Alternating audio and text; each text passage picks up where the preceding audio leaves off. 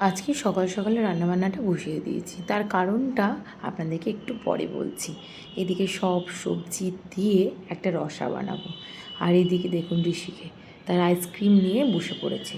শুধু আইসক্রিম বলা যায় না, এটা হচ্ছে আইসক্রিমের ঝোলা। খুব টেস্টি হয়েছে নাকি, আর কি হাসি হাসি মুখ নিয়ে কত মজা করে সে খাচ্ছে দেখুন। আমি একবার টেস্ট করে দেখব, যতই হোক ঋষির আবদারে বানানো আইসক্রিম কতটা সুন্দর হয়েছে। অবশ্যই আপনাদেরকেও জানাবো কেমন হলো ওর আইসক্রিম।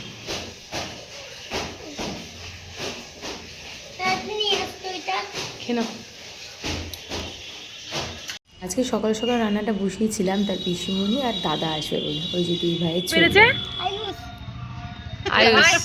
আয়ুষ কে হয় তোমার বন্ধু? অনেক আম পাড়াপাড়ি হলো, এবার বসবো লাঞ্চ করতে। আর আজকে লাঞ্চের মেনু ছিল শাক, তার সঙ্গে পোস্তর তরকারি, ডাল, টক, রসা, ডিমের অমলেট আর চাটনি। চিকেনে ঋষির পাপা এসেছিল ঘুম পাড়াবে বলে। এদিকে ঋষির পাপার কাণ্ডটা দেখুন, সে নিজেই ঘুমিয়ে পড়েছে।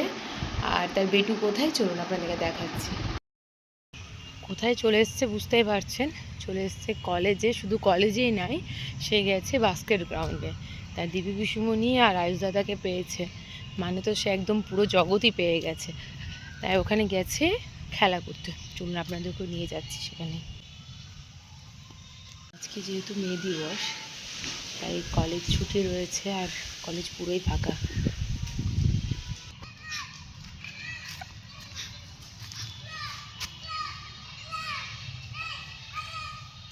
রোদ পায়নি বলে এরকম হয়ে গেছে পাতাগুলো।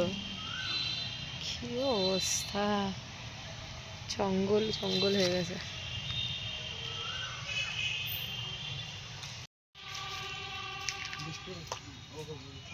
হ্যাঁ হ্যাঁ হ্যাঁ, ওইটা ওইটা ওই কামরাটাই পাকা।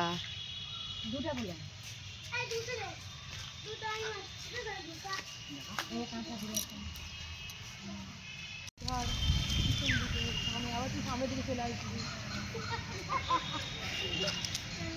ক্যামেরাম্যান সামনে আসে।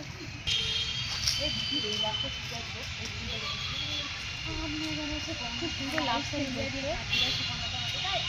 ভালো লাগছে, খুব সুন্দর বেগুনি কালার।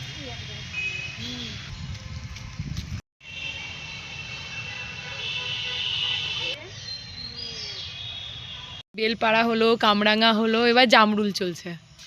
আয়ুষ আদৌ একটা কিছু পাইতে পারছি।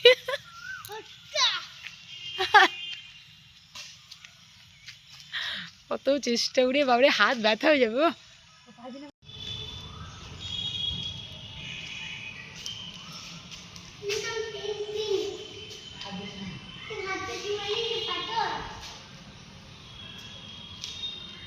হাত দিস না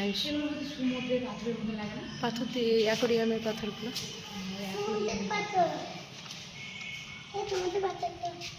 এই এই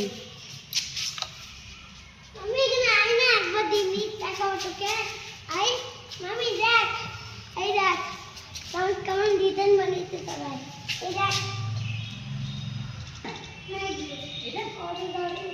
এইটাও আইসক্রিমের কাঠি দিয়ে তৈরি করেছে। হ্যাঁ দেখ, তোকে দেখাতে দেখ।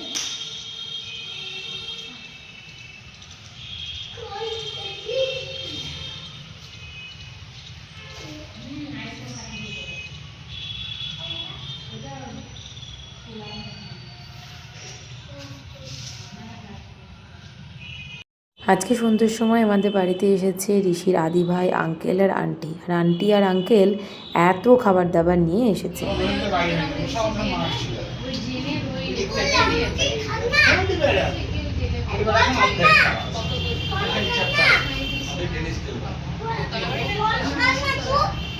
ফল খায় না ভাই, কি কি ফল খেতে হবে বলে দাও ভাইকে।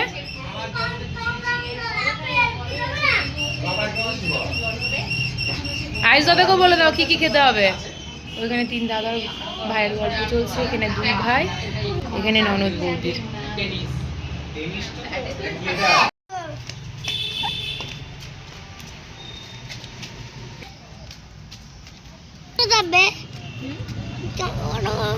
এই আয়ুষ দাদা চলে যাওয়ার পর তো খুব কান্নাকাটি হলো, তারপরে এই সবে ঋষি ঘুমালো।